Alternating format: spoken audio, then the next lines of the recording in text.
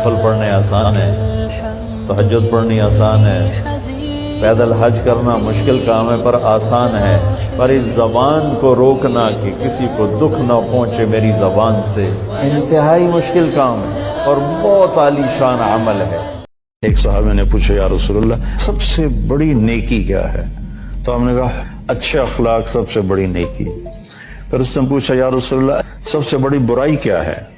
تو آپ نے فرمایا برے اخلاق سب سے بڑی برائی ہے، گناہوں میں پڑ جانا، گالی گلوچ، لوگوں پر جھوٹے مقدمے، یہ عام معمول بنا ہوا ہے، جھوٹی گواہیاں، جھوٹے مقدمے اور دھوکہ، فراڈ، فریب، یہ برے اخلاق ہیں۔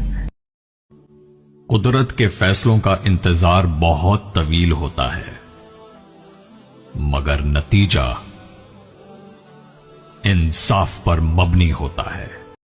جس بندے کو یقین ہونا میں نے رب سے ملنا ہے، اسی کی طرف جانا ہے، اس کے لیے نہ نماز مشکل ہے نہ صبر مشکل ہے، اس کے لیے دونوں چیزیں آسان ہو جاتی ہیں۔ شرط یہ ہے کہ شوق ہو تیرے اندر رب سے ملاقات کا۔